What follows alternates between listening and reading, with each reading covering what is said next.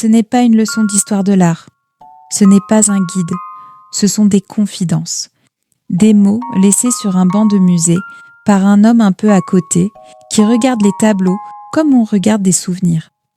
Bienvenue dans Confidences muséales, un podcast de Fabrice Roy. Des récits sensibles, un peu de travers, où chaque mot cherche la lumière. Avant que Jean-Sébastien ne commence, il faut vous dire une chose. Vous n'allez pas voir le tableau, parce que parfois, regarder avec les yeux, ça empêche d'écouter. Alors, laissez vos paupières tranquilles, et si vraiment vous voulez le voir, on vous le montrera à la fin, mais ce ne sera peut-être plus tout à fait le même. Il y a des tableaux qui vous prennent par la manche comme un vieux copain croisé au marché. Sans prévenir, sans gêne, avec cette manière un peu bourrue qu'ont les souvenirs pour s'inviter dans le présent. La rue de la Bavole, peinte par un jeune Claude Monet en 1864, m'a accroché comme ça aujourd'hui. Une simple rue de Honfleur, pas de nymphéa, pas de cathédrale flamboyante, pas même de barque posée sur un étang pensif. Non, une rue banale, pavée comme il en existe mille, une rue sans effet, sans anecdote, sans rien à montrer justement. Et c'est peut-être pour ça qu'elle m'a happé. Le tableau se déroule sous un ciel bleu franc, un ciel de juillet lavé par le vent. À gauche, l'ombre, les maisons grises de guingois qui se taisent. À droite, la lumière, chaude comme une madeleine oubliée dans un four distrait. Un mur jaune orangé, une vigne qui grimpe comme une pensée obstinée et un écriteau. Denrées. Les denrées. Voilà un mot qui sent bon l'inventaire à l'ancienne. Pas produit, pas nourriture, non, denrées. Quelque chose entre l'indispensable et le périssable, comme les souvenirs. Et puis au centre, une silhouette. C'est un homme, un ouvrier sans doute, une blouse claire, les épaules déjà rentrées, le pas planté là, ni arrêté, ni pressé. Juste là, au centre exact, entre l'ombre et la lumière. Je me suis reconnu dans l'ombre des façades, dans cette attente douce et un peu inquiète, ce moment suspendu entre le pain du matin et la soupe du soir. Je me suis surpris à penser à mon père.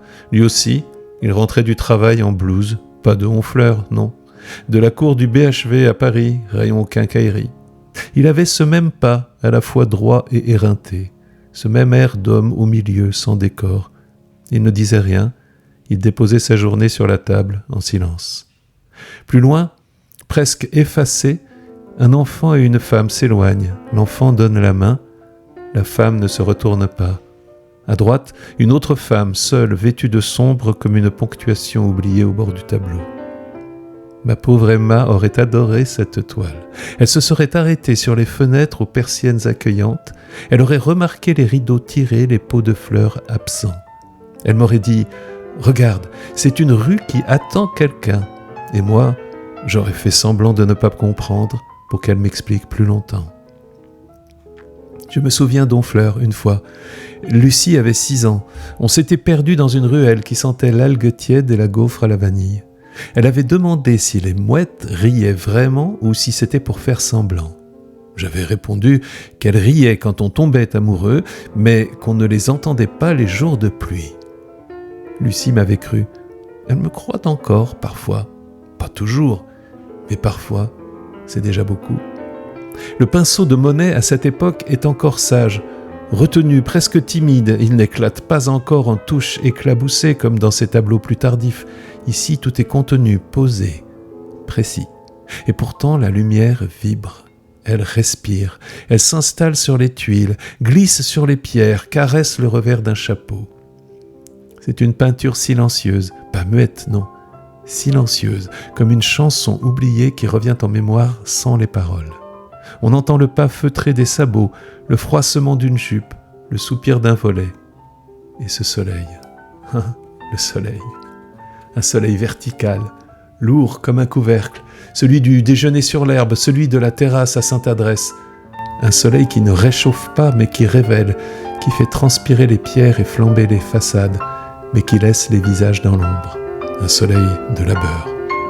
Ce que je prenais pour une rue presque déserte devient une scène chorale minuscule, comme un quatuor silencieux où chaque figure avance selon sa propre partition. L'homme au centre, pivot banal de l'ordinaire, invisible dans sa propre existence. L'enfant et la femme, plus loin, souvenir de tendresse en mouvement, main dans la main, flou et lointain comme un rêve qu'on n'a pas encore compris. La femme, plus à droite, statuaire, peut-être en attente, ou peut-être déjà sortie du temps. Ce tableau m'a donné envie de m'asseoir, d'écrire, de me taire aussi peut-être, de boire un café dans une tasse ébréchée, de retrouver ce banc à moitié ombragé du musée où je me dis que si Emma était encore là, elle poserait sa tête sur mon épaule sans dire un mot, et moi je sentirais l'odeur de ses cheveux, et je saurais que je n'ai pas tout raté. Le tableau me dit aussi que le monde continue, que les rues s'effacent, se reconstruisent, changent de nom parfois, mais qu'il reste des ombres fidèles qui marchent au milieu, des rayons de lumière qui ne demandent qu'à glisser sur un mur jaune. Je suis ressorti du musée comme on sort d'un rêve, avec un peu de buée dans les yeux et le cœur en désordre. Dans la rue, en sortant, un ouvrier passait justement, sa sacoche à outils en bandoulière. Il n'avait rien d'un tableau. Mais je me suis demandé s'il avait vu l'homme dans l'ombre qui le regardait comme on regarde une chanson. Du carnet, page tournée en vitesse, écriture de Lucie au feutre violet, samedi, 9h15. Papa, je suis retourné voir le tableau sur Internet, celui de la rue. L'homme au milieu, je crois qu'il attend quelque chose qu'il a oublié. L'enfant plus loin m'a vu. J'étais dans l'ombre d'une maison, je crois. Alors, je l'ai rejoint.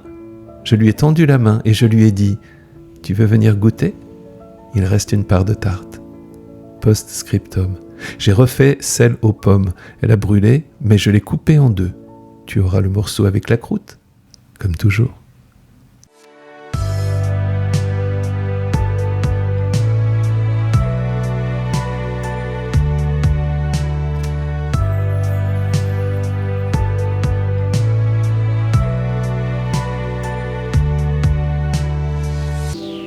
Confidence muséale, une série imaginée et racontée par Fabrice Roy. Musique composée par Gabriel Fauré. Pour suivre les prochaines confidences, abonnez-vous.